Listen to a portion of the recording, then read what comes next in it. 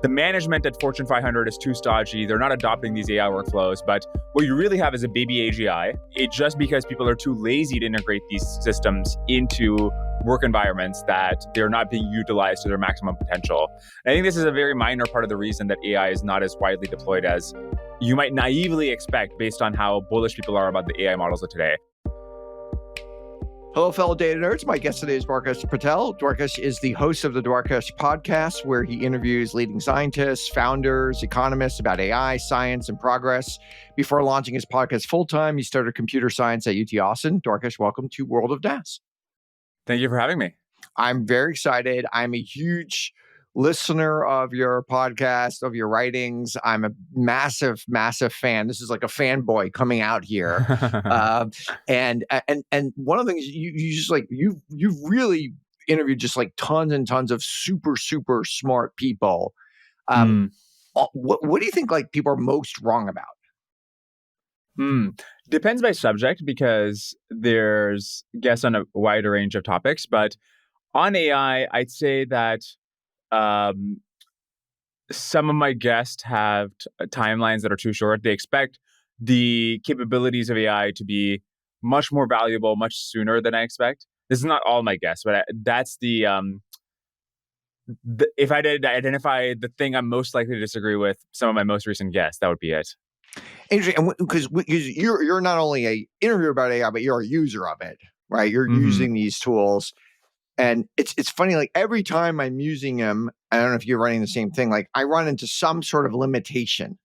Yeah. Now that and like where I think it can do X, but it can't actually do that yet. Now that X keeps moving, so every few months, but for some reason I'm constantly thinking it can do X now when it can't. I don't know if you're running into something similar. 100%. Very similar issues. And that's honestly made me update my views around the actual value of AI models today.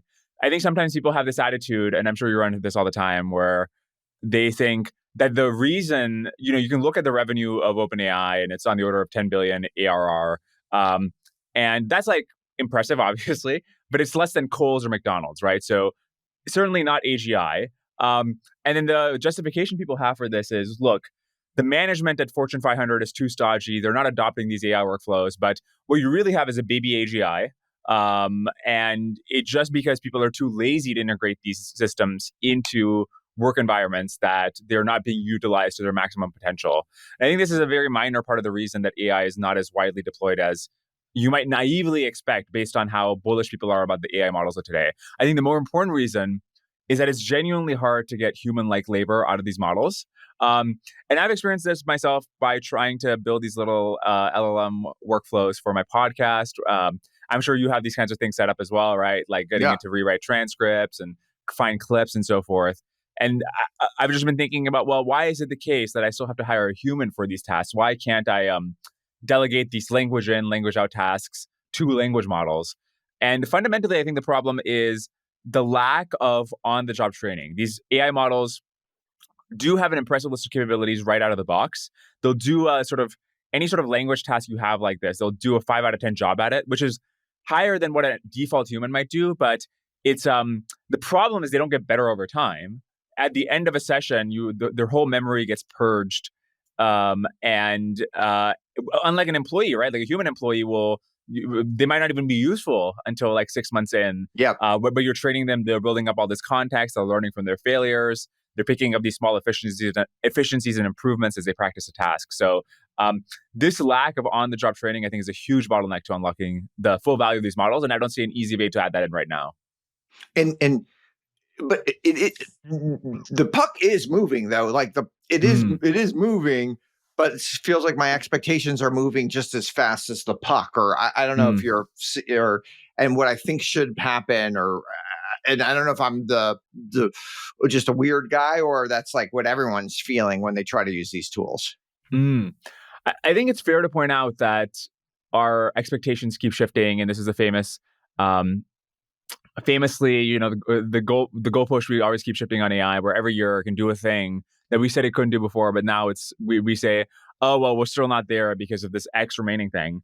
Now, that's a fair objection that you could, or that's a fair rebuttal to say, look, you're shifting the goalpost. But another thing to notice is, look, if you keep hitting these benchmarks, if you do keep hitting, we passed a Turing test, right? Nobody noticed. We have models which ace math exams that are made for the smartest grad students in these challenging environments.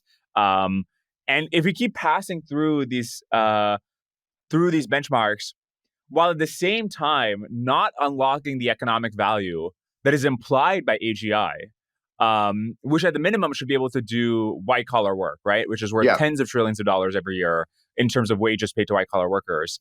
If we're not unlocking that while at the same time moving through these benchmarks, then it does make sense to shift the goalpost in the sense of asking, well, what is the remaining bottleneck that we didn't previously identify, which explains their lack of usefulness? And what's your thought? Like, what's going on, or what's happening here? Yeah, I think a big part of it is this continual learning, this like lack of on-the-job training, which I think is how humans mainly contribute value. Only part of the value humans bring in work is their raw intellect. The rest is this ability to build up context and interrogate their failures and pick up small efficiencies and improvements as they learn on the job. The other big thing is, of course, these models are just chatbots right now. And it's just very hard to be useful as a simple, like, you ask it a question and it gives out an answer. That's not how most work happens. And so if sooner or later we're going to see models which can actually interact with the computer in the full range of ways that a normal white collar worker can interact with the computer, including emails, browser, whatever other applications. And of course, it can't do all white collar work until it can, at least as a modality to access computer use. Now, there's all these interesting questions about then how do you train models that are capable of using the computer in this way? Because you're not just doing pre-training on text the way these models are trained right now. But I think that will be a huge unlock as well. And if you just think, I mean, you have so much insight into just the elite conversation that's happening amongst people. What do you think is like overrepresented, and what do you think is underrepresented in this elite conversation? I think people are just really stuck on reasoning or coding or exams which test knowledge. So there's famously this exam, this benchmark released last year called Humanity's Last Exam. And it was supposed to, well, what it sounds like, it was supposed to be this final benchmark. And why was it supposed to be the final benchmark? Well, because it asked the hardest PhD questions. And of course, if you can answer PhD questions, then you must be AGI, right? Because that's what the smartest humans can do. But that ignores that most work is just not constituted of answering tough chemistry questions or answering math problems. Most work is just mundane, day in, day out. The things we take for granted because it comes so easily to us. Just like executing on a project over the course of a month and backtracking when notice you're going on a dead end. But which is not available to these models at all because of the fact that their context cannot accommodate a month-long task, because of the fact that they won't learn in the way that humans learn on the job, because of the fact that they can't use computers. It's interesting because, like, if I think of like my math, like it took, math all throughout college. I think the last math class that was useful to me in my daily life today was probably 10th grade. I think after that, I don't think I've really used that kind of math, even though it's probably important, like, and maybe it's intellectually interesting. Like, it wasn't useful in my own life. Well, my day job is a podcaster, so the level of math I'm using is even smaller than that. Yeah, exactly. Like, maybe you want to get some probability and statistics and a few other types of things that are out there. Right. Yeah. And when you think of, like, okay, so you one of the things that you're really good at is identifying original thinking and then bring that out on your podcasts. What if you had to think through, like, the commonalities of these original thinkers? What is that? Like, what are there any? Yeah, I think one thing that I really appreciate and has led to some of my best interviews, the people I have learned the most from, is deep empirical grounding. I think it just really What does that mean? matters. What does empirical mean there? I think sometimes people just have this very like pie in the sky. Here's my grand ideas for how society works or something. Like here's the philosopher from the 18th century I read and how it explains everything. And more, I'm just like, I don't think that kind of stuff is that valuable. I think it's more about like read the main economics papers and like look at the big trends, or in the case of AI, um, look at just like measure the trends out in terms of how much instead of having some grand take about like what is the nature of intelligence. I think that has its place as well, but also noticing what are the trends in terms of how much compute is scaling every year versus how much can be explained by algorithmic progress, and what is the sort of uplift that software developers say they're experiencing. Even in terms of grand historical narratives, rather than having some take about like uh, some Rousseauian take or some uh, Hobbesian take about, is mankind screwed, or Yeah. what is the primordial nature of man? Just like looking at the population size over time and what has been the growth rates, like going back to 10,000 BC, and trying to learn from that pattern rather than some abstract first principles thought. Okay, so it's really just like looking at the numbers and then maybe updating your beliefs based on how those are changing and stuff, or Yeah, I think otherwise it's so easy to just, especially the kind of line of work I do, where there's no ultimate check, right? You can say whatever, and your theory might be correct, your theory might be wrong. And so it's really easy to get yourself in these loops of um, grand narratives. And I found it very useful when somebody just um, checks that with, no, here's the empirical evidence in other fields. Now, one common failure mode when you get too much in the empirics is just closing yourself off to evidence in adjacent fields, which I think is also a bad idea. Like you're just like, if you give me the numbers on AI, otherwise I don't want to hear that argument in the context of AI discussions. But there's also a way to be grounded in when discussing other adjacent fields. So one of my favorite, Carl Schulman, made this point to me. He's an AI forecaster, and he made this interesting argument about, look, how do we explain why scaling up AI models makes them smarter?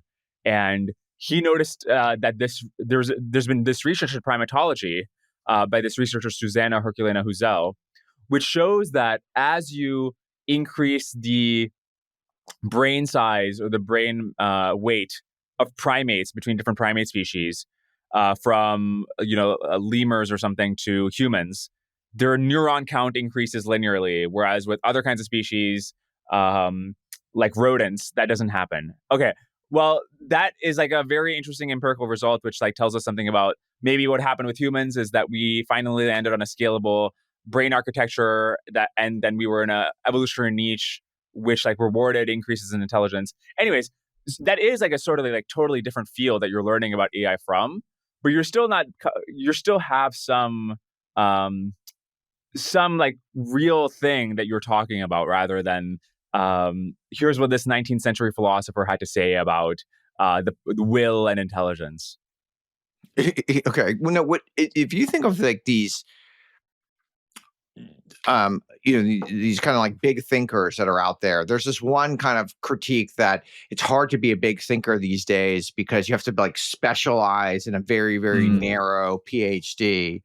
But then you kind of like meet all these like random people out there, like whether it's like Peter Thiel, Mark Andreessen, Tyler Cowen, like, and they seem to be really big thinkers. They seem to be thinking like across 50 different fields. And I would put yourself in as one of those people as well, who you just have like real diverse interests, real knowledge across many, many, many things. So are we losing the big thinker? Are we losing the person who can think across things in today's world, or are we not? Yeah, I mean, I think all the people you mentioned are super smart, and I'm fans of all of them. But I think those are great examples because I think those people are especially good in domains where they're which they have like genuine understanding of, and that understanding often comes with like genuine, like real tangible uh real tangible um I don't want us to just say numbers because numbers is not what I'm referring to. For example, I think Tyler is like Tyler is like, is he a big thinker? I mean, obviously he's a big thinker. Yeah. But it's because he's a small thinker in a million different things. Correct. In any given subject, he will be able to go toe to toe in terms of, look, if you think this is why Japan's economy cratered, well, how do you explain this other pattern? How do you explain this result from this other paper?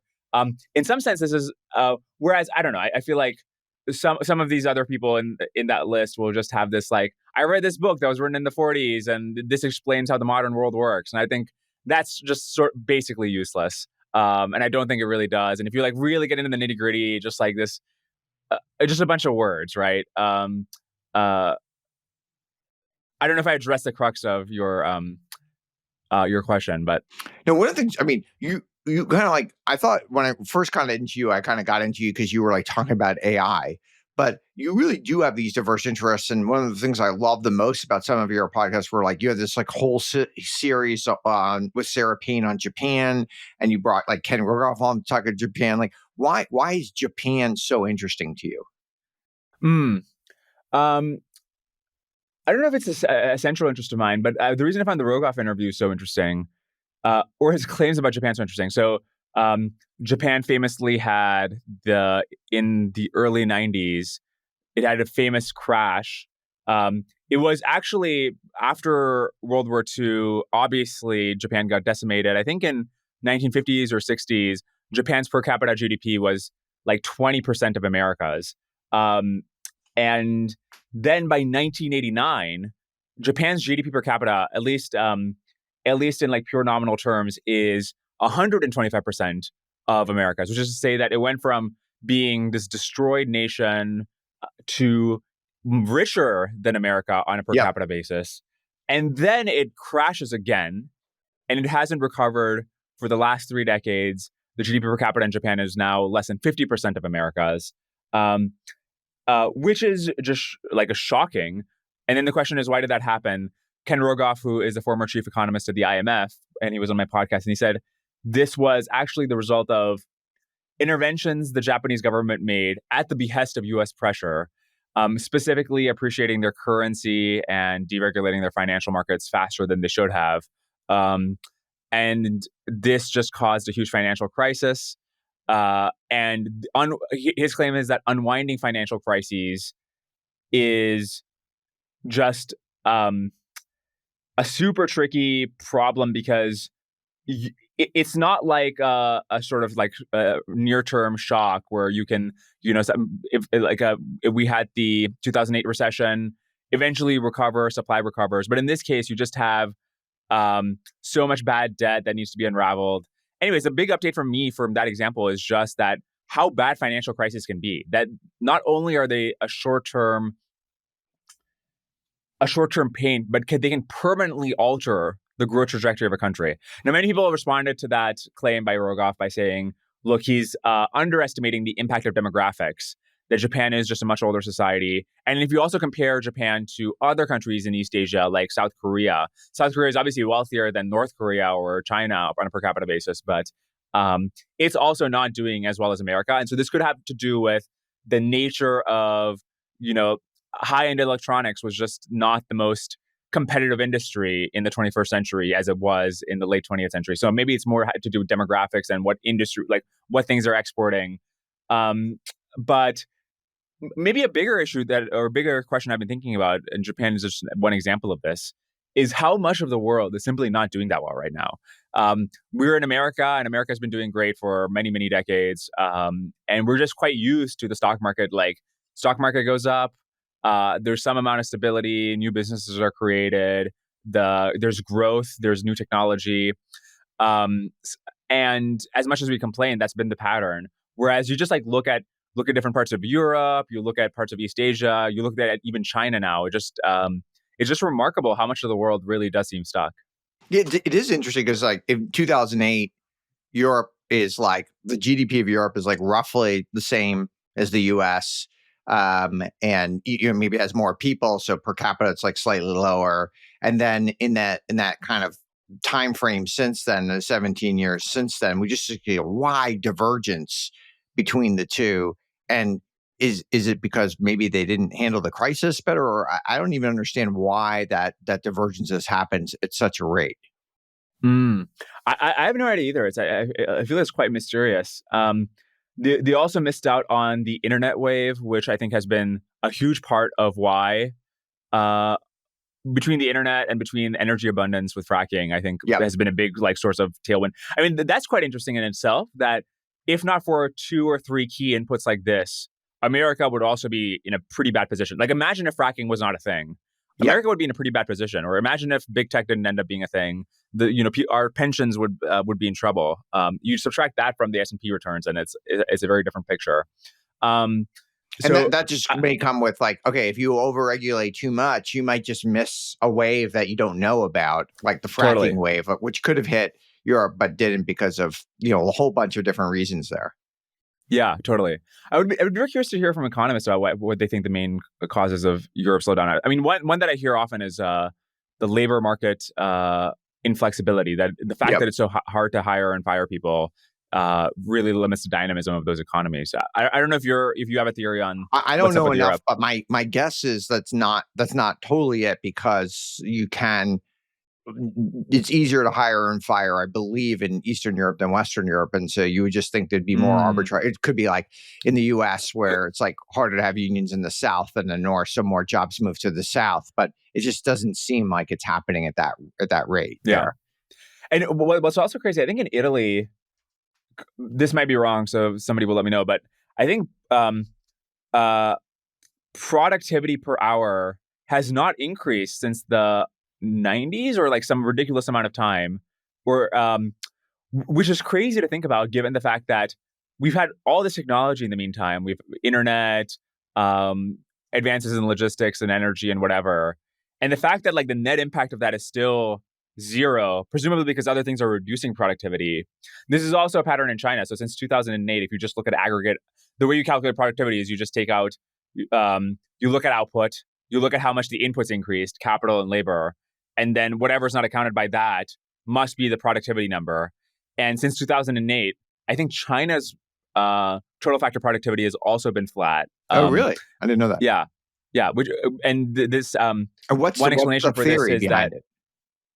One explanation is that they did a huge stimulus after 2008. So their reaction to the financial crisis was this clearly shows that just market-driven growth will lead us to some sort of financial crisis. We need to manage this investment, and so they did a huge investment boom, which is now has resulted in these ghost towns, as they're called, or the huge leverage that the local government's building out these huge infrastructure projects that then are now becoming less and less marginally useful because it wasn't directed by the market. A lot of this investment, some of it was, it just wasn't as productive. And so the aggregate productivity numbers are actually surprisingly flat. I wasn't in the workforce 40 years ago, but I do believe that at least today, there are a lot of people, a significant minority of people, at least in the US, that are negative productivity.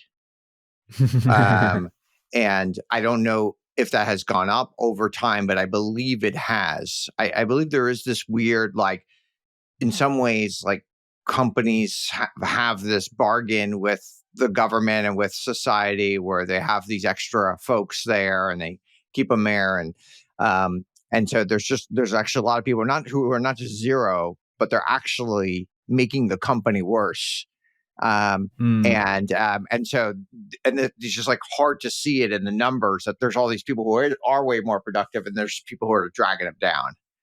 But what is the sort of market explanation for why wouldn't companies just fire, or why wouldn't the companies that decide to fire just outcompete the ones who don't? I don't know. But I don't totally understand it. But if you just even if you go to the most capitalist, which is the private equity firms and stuff, you'd think they're the most capitalist out there. They just want to win. And then if you actually interact with firms that are run by private equity firms, they're not run better usually, in my opinion. And it's unclear why. They're still bloated. They still have all this bureaucracy. They still do all these random things that that probably don't add value. They probably add negative value. All these like weird committees internally and stuff, and all these weird processes that don't probably help things and just kind of like make people move much slower. So I'm really not sure why it maybe it's just ingrained in people's head. If everyone's doing it, then it doesn't like really matter to outcompete. If enough people start. Yeah, I've never worked a real job, so I have like no sort of firsthand experience of what or firsthand. My intuition is that there might actually just be like some surprising amount of value in these people. One, because I think markets work, and I think it would, unless there's some other reason this distortion is created, I think it would be corrected for it. But maybe the other is this sort of Chesterton's fence kind of thing, where even though we don't realize why the fence is there or what these extra people are doing, there might be some value that we're now. I mean, obviously, there's sectors in which this is not the case, like NGOs or something, right? Or government. It would be very easy to understand why there's not a direct incentive to have efficient headcount. But how many extra workers does McDonald's have, or Walmart have, or a lot of these firms that employ a lot of people? I'd be surprised if it's like. So I would say more on the white collar than blue collar. I think in blue collar, there's a direct correlation to the output there, whereas in the white collar, I think it's very mysterious. So maybe the explanation for this distortion is that everybody knows that, say, 20% of your employees are net negative value, but in white collar work, since there's no way to identify who those 20% are, you'd be worse off by just indiscriminately firing or firing based on the signals you think you have. And so maybe it's a measurement problem, and which it's just rational for you to keep these people on board because the remaining 80% are worthwhile, that you can't just randomly get rid of people. I wonder if that could explain the distortion. It's interesting because if you remember, like 4 years ago when Meta started doing all these layoffs, they did a very small percentage at a time. They did many layoffs, each one very small, like in the single digit percentages. And everyone will tell you that's the wrong way to do it. Everyone says you should cut big and then announce to the team, we're never doing a layoff again because it's so bad for morale. And maybe the theory is like, well, they couldn't cut that big because they had no idea who to cut. Interesting. And so they had to do these scalpels very small over time to actually make it happen. And okay, we're going to move this layer of middle management, see what happens, and then kind of adjust, and then move this other layer and see what happens and adjust, etc. Yeah, interesting. More like liposuction instead of amputation. Yeah, exactly. But if you lipo enough, then you have the same effect. Right. I think instead of Elon's companies, that like Elon's saying is you should cut enough that you have to hire people back. This is the same thing of like if you've never missed a plane, then you were arriving to the airport too early. Yeah. So, but yeah, potentially just as some sort of like pain threshold that you're not willing to go through. Yeah, exactly. One of my friends who's an investor has a similar theory about scams, which is like you need to have a relatively decently high scam rate where people scammed you out of your money. Otherwise, you're not believing enough in the future. Interesting. And so the theory is like, if it's like actually investing in Theranos or FTX, like that's not necessarily a bad thing as long as you're not doing too big of a percentage of your investments in these things. Right. If you spend all your time not doing that, I think FTX might have cost more money to investors, not in the raw investments they made in FTX, but in the risk aversion that created. Correct. And not just like normal risk aversion, but like specifically, I noticed this in AI where the big people who have a lot of money are making these bets in wrapper companies like Cursor and Perplexity and so forth, which I think might be fine bets, but are not to me as compelling as because I believe that future AIs will be so much more powerful given these unlocks that are coming down the line with computer use and continual learning. I think that sort of like the things underlying that basic research or that the unlocking of those key capabilities rather than building wrappers on top of the existing abilities. I think that building that base layer is more valuable, but people are not willing to invest in it as much as it would make sense to me too, because Sorry, after FTX, they're like, just to oh, double click we on need to that. see. Just to Yeah, wait, because there's not that many companies that are building like the real underlying layer that's right. out there. So wouldn't that just like really confine the number of things you can invest in there in the AI world? It would in terms of just if you need to want to invest in a foundation lab, but I think there's going to be there's the physical compute itself. You could invest in the Okay, yep, components that go into building the chips. yep, or the energy Nvidia, or I think, is something. probably like Nvidia is like priced in, but SK whatever the HBMs, the Yep, Grok. SK Hynixes, whatever. Yeah. Then I think there's like the other components to trading, which are not raw compute, but which are other companies involved in the training. I don't know, like people who are building data sets or something, or have novel techniques there. I guess if I had more ideas, I would stop becoming a podcaster. but I certainly feel like right now just pouring money into, because some people have the mentality like, look, we want to be grounded, and therefore we want to see raw user numbers. And who has a lot of user numbers? Well, just wrapper companies, right? Because wrappers are who have users. Yep. And then they have inflated valuations, which might be merited in the sense that AI is going to be such a big deal that even they will be worth more. But I think it's like relatively less undervalued as compared to the other parts of the stack, which don't have a clear ARR not ARR, but like monthly active user type flashing light. The problem is with some of these research things that are out there, like their valuations aren't. They may have zero ARR and their valuations are the same as another one that has 100 million ARR and growing 100%. 100% year over year. And so it's hard to know where you should put your money. No, that's definitely true. Yeah, agreed. So if one was like super cheap, it's great. Yeah. And maybe you should just be giving your money to, Hinton's lab or something like that, and you donating it somewhere there. Right. Yeah. Are you an angel investor? How do you think about like that side of things? Like, because you have a very unique view of the world. Like you in some ways you could be a great investor. When I asked Tyler this, I was like, no, I don't invest. I have no desire to do it. I invest in people, like giving money away to people and seeing what they can do with it, but not to make a financial return for myself.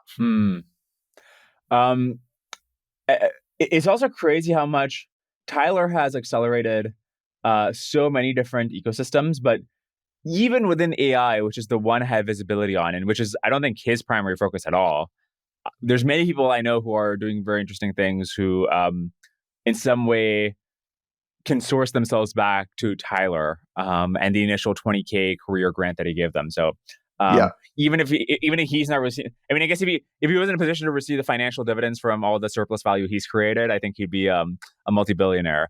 I honestly, I think for most people, even when they make billions of dollars, they just spend it on other things like respectability or other, status or other types of things. I feel like Tyler he's gotten that billions of dollars of status and respectability back in some sort of way. Like everyone, the whole ecosystem really appreciates him in a way that, in a way that they maybe wouldn't appreciate him if he was just a billionaire.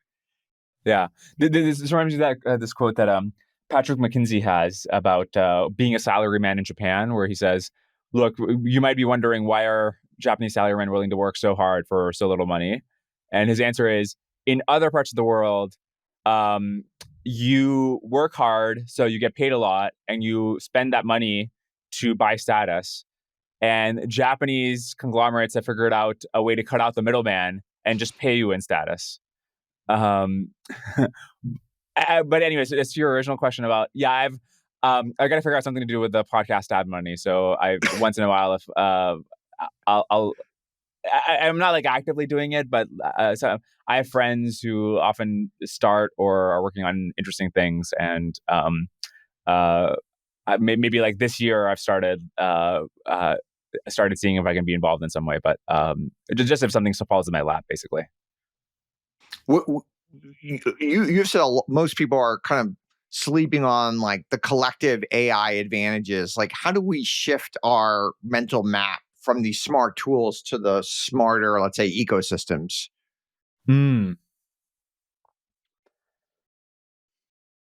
Yeah, I think people are underestimating. When you think about AI, you're just like thinking about the intelligence of an individual copy of a model. And I think this leads people to ignore the unique advantages that AI have, which have nothing to do with the raw intelligence, but the fact that they are digital. Obviously, a lot of the value humans have also comes from the fact that we can cooperate with each other, we can form firms and institutions and governments and so forth. But this ability to cooperate and coordinate will be so much stronger with AIs. I mean, one obvious way is, okay, suppose this continual learning thing is solved, right? So suppose AI can actually learn on the job. And my take is that once this is can possible, have memory and et cetera. Yeah. And I'm not sure if like memory really captures what this is. I think we like really don't even have a good mental framework for what it is humans are doing that makes you so much more valuable in 6 months after you start the job than you are day one. But suppose we get that going in AIs. A human who learns on the job is upskilling in that specific skill in the specific job they're at. Suppose an AI model is widely deployed through the economy and it's learning how to do different jobs across the economy. It can learn from the experience of all of its copies.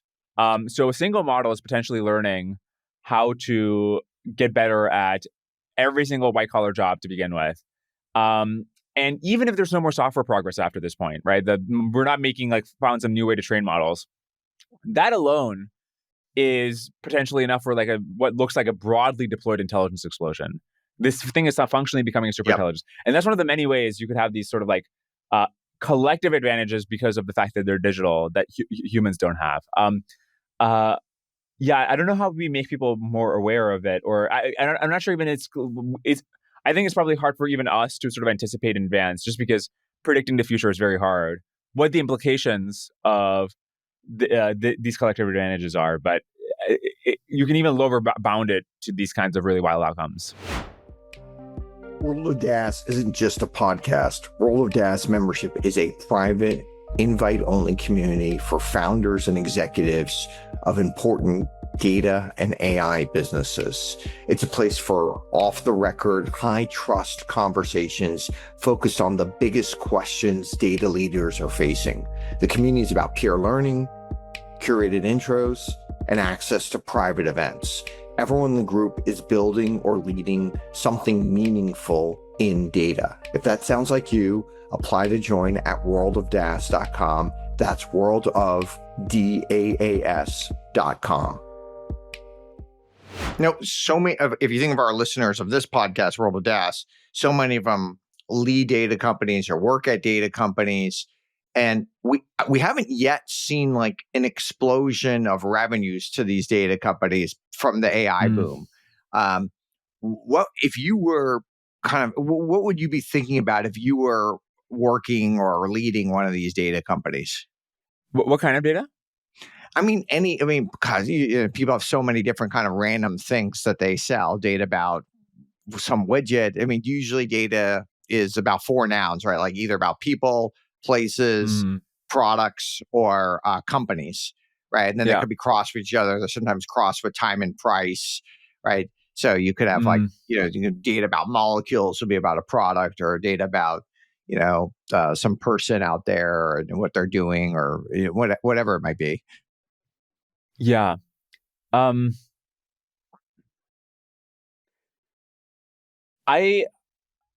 don't know that much about this industry, so I don't know what the main use cases for this data are, or what is the theory of why it would intrinsically become more valuable with AI. My intuition is that it's not that useful for AI training. Yep. I don't think so either. For AI training, I think it's just like genuinely getting the raw.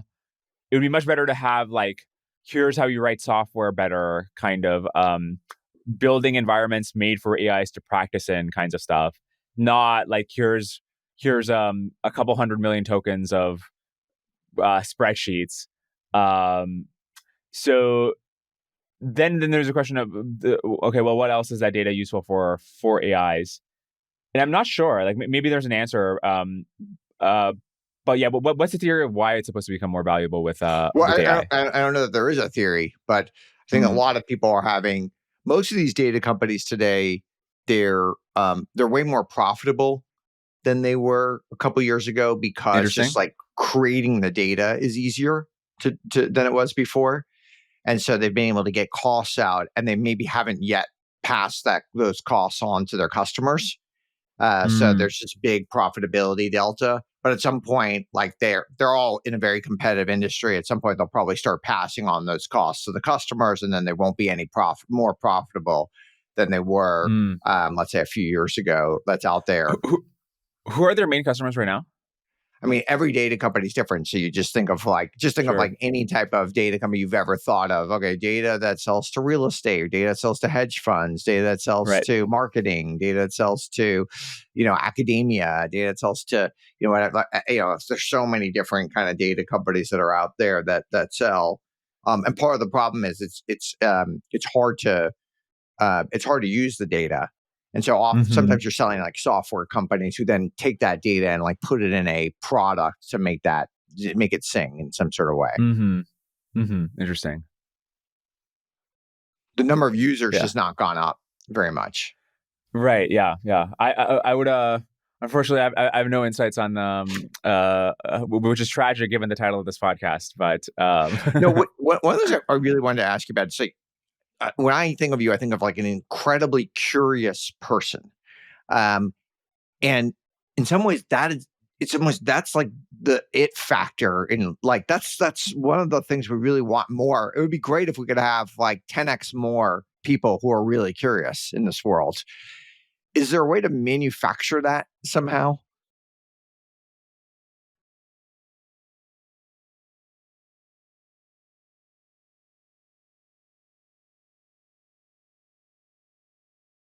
I think curiosity is often driven by meditating on your own confusion. I think it's very easy to just like keep reading stuff or think you're learning and never pause and ask, wait, do I really understand something? I don't know. I have this experience all the time. I don't know if you have this experience where I thought I understood something, and then I've been reading a book about a topic and I'm a dozen hours in, and then somebody asked me the most basic question, like, how does the concept A work? And I'm like, I have no idea. And wait, so then like, what have I been learning exactly? And I guess I've become more and more aware that there's these huge holes in my understanding. And I had to become more aware of it, because that's how I prepare for my podcast. When I'm interviewing somebody, I'm just trying to notice, wait, what is the stupid question or the basic question that I still feel is a big crux that I feel I don't feel fully clarified on. And then once you notice it, you can't stop thinking about it. And I just get super excited. I'm just thinking about the upcoming interview, and I cannot wait for them to tell me. If they don't give me a good answer, I'll like keep hassling them, because like I really want to know the answer. And so how do we make more people curious? I think putting people in a position where they can notice their own confusion, the blind spots in their understanding. I think one way, this is a sort of micro solution, I found it really helpful to have LLMs act as a Socratic tutor, which is to say that like you give them a prompt that says, explain concept Y to me. Do not move on until you're fully satisfied that I've understood the concept. Ask me test questions, etc. Do not move on until I've understood the relevant subconcept to your satisfaction before explaining more. And it's crazy how much, this is like such a much more effective and faster way to learn. Yeah. And you like realize how much hidden. So that extra sentence of do not move on, quiz me, etc. That actually is the key sentence, not the first one in a way, right? Yeah. What's your answer? How do you stay curious? I don't know, but I think you're right. But sometimes my learning is not very. You listen to a whole book, and then or you read a whole book, or you whatever it is that you have, or you listen to 16 podcasts about why, and then 6 months later you don't retain anything. So maybe you did learn during the moment. I don't know. Maybe I'm actually not learning during the moment from reading, but like my retention is not high. Sometimes I've read this book that I have a list of books that I love. I have this list of 42 books that I send to people. And then recently, one of my friends asked me about some of them, and I have this book. I read this book 10 years ago, and I put it on the list because I thought it was like one of the defining books that someone should read. And now I really barely even remember what's in that book. Right. Yeah. This is another one of those like boring strategies that I recommend to people, which is like not some grand. This is like, but it is like a boring thing which works. It's spaced repetition. And it's crazy how well it works. It works so well that I regret all the years I've been doing the podcast without using it, because I feel like I would have actually learned something from all these interviews that I did before starting it. Which has just like sort of totally slipped through my mind. And it's crazy how often I'll make space repetition cards for stuff. Sorry, so I don't exactly know what you're talking about. So why don't you explain? Sorry. Yeah. It's basically you make flashcards, and then there's a software. And what the software does is every so often it'll resurface the card, and quiz you on it. And you make the card. You spend like X hours a week just doing this? Yeah. The harder part is writing the cards, because you had to pause yourself while you're reading something in order to ask yourself, okay, what is the thing I really want to remember here? The key relationship or fact or conceptual handle, which in and of itself increases your understanding and retention. So while you're, it's kind of like the people who are highlighting. It's like, kind of back in the day, people would like highlight the book or something like that. And I don't even know why they would do it, because they would never come back to it. But essentially, whatever you're highlighting almost becomes a card. And then you kind of quiz yourself on it later. Yeah. And the key, one thing the software does is it increases this length of the intervals as you get cards right. So once you make a card, it'll show up tomorrow. Then if you get it right, it'll show up a week from now. Then if you get it right, a month from now, and then so on. And it's crazy how often I'll be making a card while I'm reading something where I'm like, this is so basic. Like, of course I'm going to remember this, but I got to write something down. So I'll write this down. And then you come back to it a week later and I'm like, I got this wrong. Or I almost got this wrong. What's an example? Because I would think you'd want to know, like a fact is not as interesting as like a concept, right? And you can do both, but I would not underrate how important it is to remember facts in order to understand concepts. Like a lot of concepts are just I'm trying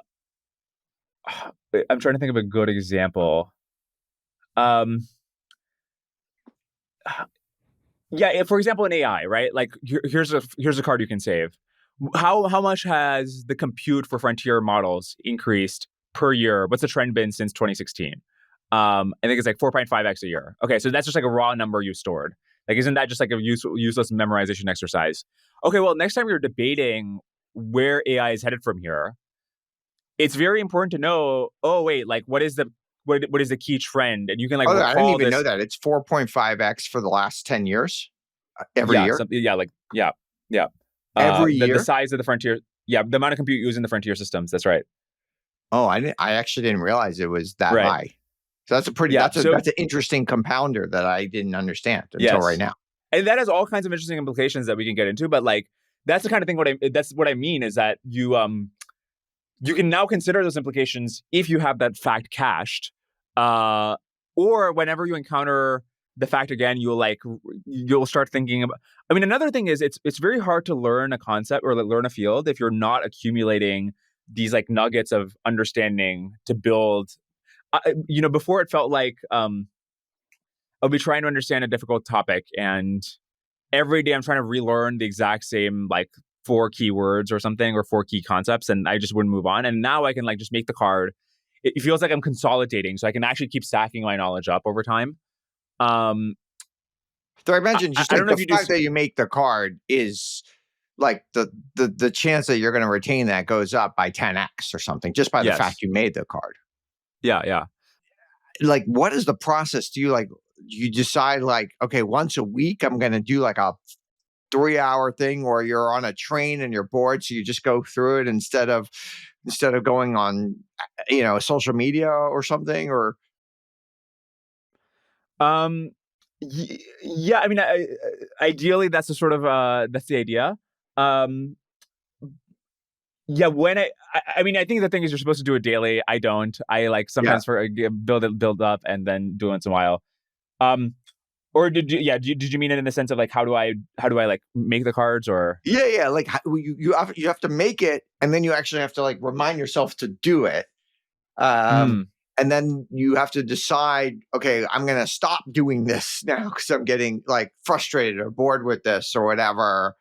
Yeah. And then, of course, like reminding yourself is also impeding new learning, and taking some other time. It's kind of like working out, right? Like working out has some value. You're building some muscle and stuff like that, but you just can't do it the whole day. Right. I mean, maybe the big picture thing here is, look, some of these questions, as I was going through them, I'm like, oh, why? One part of you is like, why is this information important to remember in the first place? Yeah. But then you decided to read about it, right? So it must contribute to a world model in some way.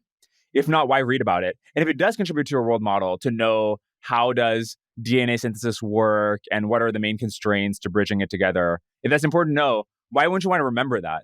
And how are you going to remember that if you don't make some sort of a system like this? And so to the extent that you find something like this monotonous and you're like, okay, I don't need to remember these facts, then you should really ask yourself, like, why are you reading in the first place? Why are you reading? I think genuinely the answer might be, is it just for pleasure? Are you reading just like you'd read for fiction, or is it? And maybe that's it. Like, or maybe I think in many cases, like, yeah, you're just killing time. But then be honest with yourself. Yeah. And if it's not just to kill time, then if you're not using a system like this, do you really think you're like remembering the things you're reading? I mean, for me, it's like my job to then, accumulate the things I'm reading, have them cached in my mind so that if a topic is referenced in an interview, I know what the relevant follow-up could be. Or even when I'm preparing for a future guest, I like have a bunch of ideas baked in my mind. Ask yourself what the equivalent thing in your career or life is. If there isn't one such thing, then maybe like you just like go watch a movie instead. Like reading's kind of boring, right? There's also, I find that everyone is different about how they remember and what they remember. And so they tend to remember. So like for me personally, for whatever reason, I'm just incredibly good at understanding dates and dates relative to one another. So if you gave me like 12 history dates, I might not tell you, 12 things that happened in history throughout time. I might not be able to tell you like the date it happened, but I would probably be able to order it on those 12 almost perfectly. So for whatever reason, that's like the thing I can remember really well, but like just other things I'm terrible at. And then maybe I just gravitate more to those things that I'm good at remembering, and I kind of go away from the things I'm not. And that might hinder me or might give me some sort of local maxima that I can get because I like the reward of knowing I can remember it or something. Sorry, the local maxima is the well, if you're good at, I assume you're good at like remembering a certain type of thing. Yes. You like the fact that you're good at it. So at least for me, I like the fact I'm good at it. So I just like learn more of those types of things. Right. Yeah. That's interesting. I can impress and this people. Is why this is why people read more history than I think makes sense too. I think everybody has like 100 history books and then like a handful of science books or something. Yeah. Because history does have this quality of like, oh, there's like a bunch. It's like really long. There's a sub-history on everything. And yeah, I agree. It is this sort of adverse selection. I don't know if it's adverse is the right term, but the selection towards more memorable or more parsable things. Whereas I think like often learning is really hard, and like it's not an unwinding experience to go through just like a dense text that really has good explanatory frameworks for something in biology or whatever. Going back to your history thing is really interesting. So I just had I was just on a long drive, and I had 2 books queued up, and one was like the history of chiefs of staff in the White House, And that Yeah. was the easiest book to listen to. It was like so easy, and it was great stories, and it was super easy. And then the other one was like this deep analysis of interest rates. And Yes. this was a terrible book to listen to on a drive because it was just like, it was very, very, very dense and very hard to comprehend. And I probably shouldn't have done it on a drive. I should have actually been reading it, and Yeah. spending time and stopping and so there's also just different modalities that people want information. And like a podcast like this, probably a lot of people are doing something else while they're listening to this podcast. It might be hard to get super deep into something because it's like you don't want to like stop the podcast and like write it down and stuff. Whereas there might be other types of modalities where you really will want to go more deep. Yeah, 100%. And you even on a book like that, reading it versus like stopping to anytime some important like explanation is made, make the cards, because you realize that, like, you ask yourself the question, and you're like, I actually don't understand. So Ken Rogoff, I feel like I'm going to do like the rabbit hole of like, what is a specific question I had or something. But there's been many cases where I'm like, okay, here's a question that's like obvious that I should ask about this text. And wait, like, I actually don't understand what exactly, like, how does he explain why this is true?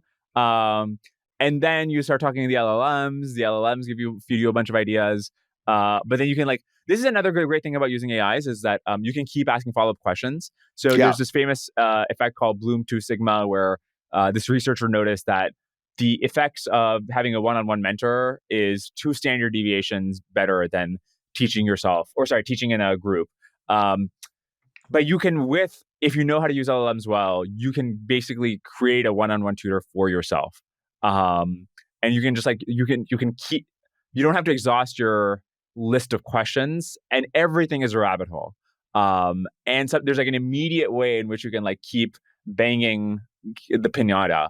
I do think this is where a rapper can be helpful because you came up with this like smart prompt that I hadn't thought of before there. But like just like better wrapper with a nice UI that like gamifies it a little bit and like has some sort of exploding stars when I get 4 in a row, right? And makes me feel good about it. And tells me how great I am. Like gives me some positive encouragement and stuff, kind of like Duolingo. Duolingo essentially really, maybe it's just a wrapper on these things, but it's great. Like people actually really like it. Like something like that actually really does have value. So I've made these kinds of wrappers for myself, and I've like stopped using them because the thing about these AIs is they're so general. And so I don't want that.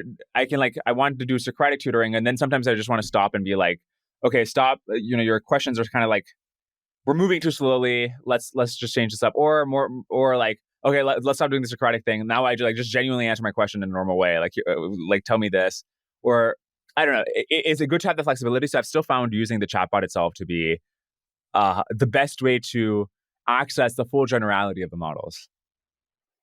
No, is there one of the things you're doing is really just working on your craft and becoming a better podcaster. I feel like somehow you just like got out of the gate really good.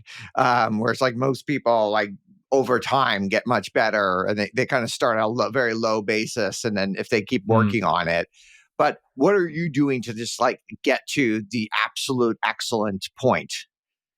Yeah. Well, I've been doing it for 5 years. So I don't know if I was like, it was good out of the gate. I mean, from the inside, it feels quite slow. Like 5 years is a long time. Now it's an exponential growth process. For anybody hearing about it for the first time, they're likely to have heard about it recently, or the average person who's heard about my podcast has heard about it recently. And then, sorry, your question was, how do you like? Are you doing something to make yourself just a better podcaster? Like you're preparing, but is there some other thing you're doing to just become a better podcaster? No, I mean, the main thing I do is I try to learn more things. I've been writing more that helps me sort of consolidate my own takes, because it's very hard to react to somebody if you don't have your own mental model that you're pushing back using. But fundamentally, I don't think, other than that, there's any other skills that I've been rehearsing. Because you think that one of the things that would be involved in being a podcaster, and I'd be curious to get your takes on this, but like, oh, you got to be able to talk. And I'm like fine at talking. I don't know. I haven't like worked on it. I stutter a lot. I'm not that coherent. I'm talk too fast, which is like a common piece of feedback I get. But I think it doesn't really matter. like I just like focus on the content, and that makes up for it somehow.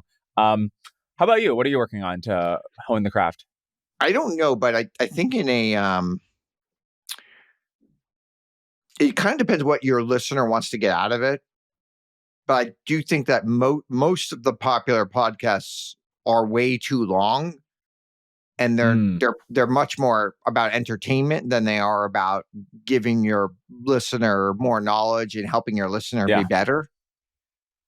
So if you just think of like the knowledge per minute on some of these podcasts, I think I've gone down.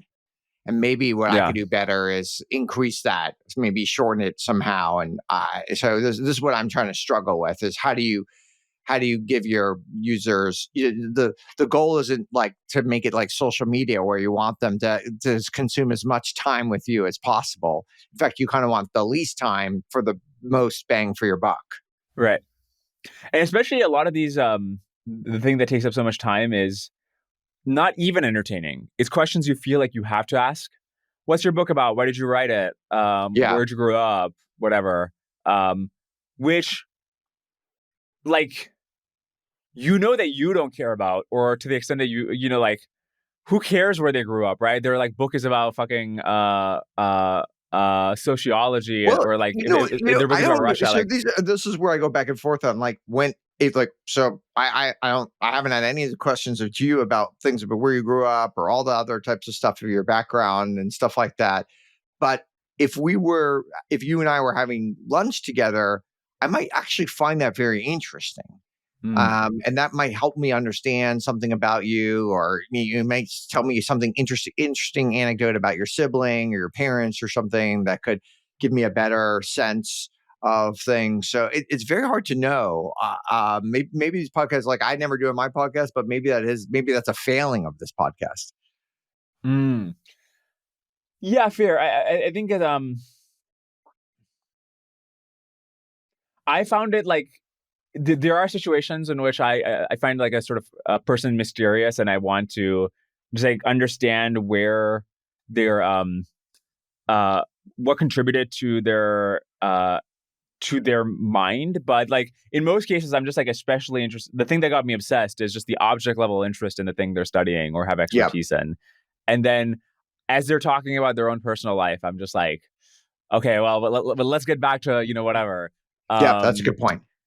Uh, um, so, but more fundamental, like, look, if you figure out a formula where you can actually, I'm probably bad at asking questions about people in a way that reveals interesting things about them. If you've got a formula to crack that in a way that's genuinely interesting to you, I think it makes a ton of sense to ask those questions. The bigger problem I have is with people who ask questions that they aren't interested in, but feel so.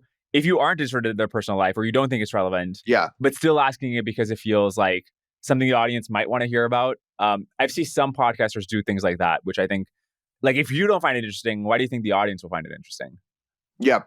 Is there certain people when I like just meet up with them, I have nothing to do with podcasts, I meet up with them for lunch, where I'm pretty much guaranteed to have like 100% interesting conversation from start to finish. And there's certain people you love, and where you're really much more in catch-up mode with them. Oh, how are things? How are the kids? That's What's right. going on? What's happening? What vacations did you go on? Or something like that. But there's still some sort of like real value in those things too. And you might not be learning as much, it might not be like intellectually interesting, but there's something still just like great for humanity about those things. You think so? I sort of feel like I've become less patient over time. I'm like too young to be a grouch, but every time I have a coffee with somebody, I'm just like, I'm never doing this again. You might be right. Yeah, it's funny. I have a friend who is, I would say one of the most interesting people in the world, and I think that he designs his life to only have interesting conversations with people. And he has figured it out somehow that he does not suffer uninteresting conversations. And like probably for most people, you just have to deal with stuff, and somehow he has just aligned his life, and it just like, and then he gets more interesting by default because of that. Yeah, uh, yeah, 100%. I think a huge flywheel to the podcast has been that I've met smarter people who have taught me a lot of things. Um, in my personal life, I've sort of way overcorrected from my job, and my new rule in my social life is just nothing can be learned, nothing can be taught. It has to be like exclusively stupid banter and riffing and jokes. Um, and because 11 p.m. is just a weird time to get somebody's monologue on Chinese EVs. And also, this could have just send me the blog post. Like, you're really bad at explaining stuff. But yeah. In the interest of like actually practicing what I preach and keeping this short, we have two more questions that we ask all of our guests. One is, what is a conspiracy theory that you believe?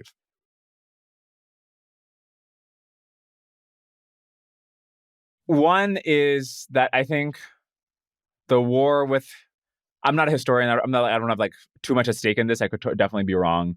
The war with Japan, World War II, like America's involvement in World War II. I don't think Pearl Harbor was an inside job or something.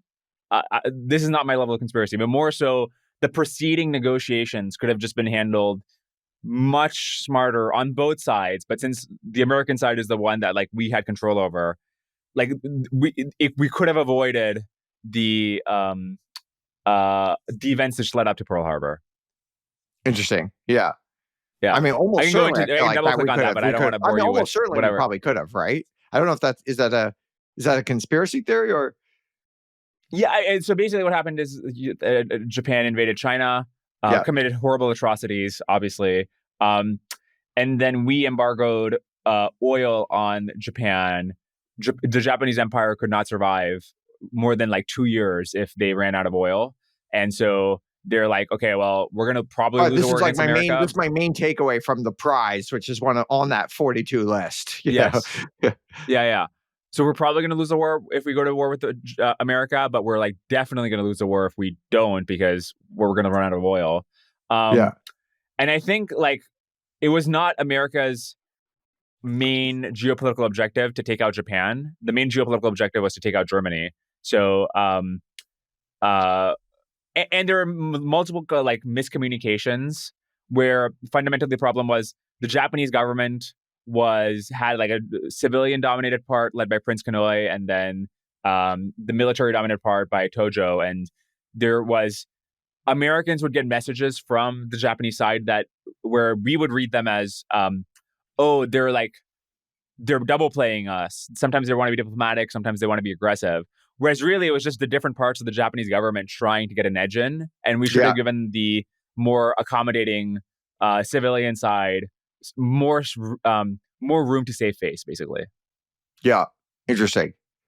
Yeah, I have this theory that like basically like the U.S. has lost basically every war battle it's ever been in the history of the U.S., but somehow we still win the wars so often just because we just outlast them. Interesting. And in this case, like Japan, like that was a tough adversary. Yeah, 100%. Our last question we ask all of our guests: what conventional wisdom or advice do you think is generally bad advice? Maybe to tie it into something we were discussing earlier, I don't think reading widely is as good for you as like it's conventionally considered. I think reading specific things with intention and depth has huge benefits, but this is a much slower process where you might spend 15 minutes on a page, and the ratio of times, talking to LLMs to reading the main text might be incredibly high. But just like scouring through all this stuff behind me is like, it might do you some good, but I'm not actually convinced it would. And partially it's because people are, they want to put points on the board. So they want to read more books, or they want to listen to podcasts at 3x speed, or go through more things, or talk to people about that they read this thing and stuff like that. Or what do you think is driving that? Yeah, it's just very legible to have the sense of I read 50 books this year, and less legible of okay, I got through 20 pages today, but now I can really tell you like how interest rates work. Yeah. Is the thing you were discussing earlier about which you do the thing which feels easier or which like comes easier to you. Yeah. I have this thing where I have a monthly newsletter or write some things I read, and then I used to list all the books I read the month prior.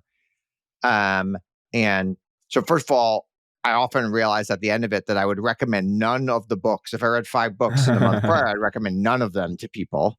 So that wasn't really like helpful to my audience. And then I also realized like, well, if I wouldn't recommend anyone, why am I even reading them? Right. That's funny. Like, what's the value of me reading these books? So it's just like, it says I've tried to reduce the number of books that I read, because most of them are just not adding that much value in the end. Yeah. 100%. This has been awesome. Thank you, Dwarkesh Patel, for joining us at World of DaaS. I follow you at Dwarkesh_SP. I don't even know why you have that handle. I think you need a better handle on X. They won't give me Dwarkesh. They won't. So you had to do the underscore? Yes. Yeah. Mistake, okay. But we're it's locked too in late now. I mean, you have so many followers, so you've got to keep it. I follow you on X. I definitely encourage our listeners to engage with you there. This has been a ton of fun. I really appreciate you coming on World of DaaS.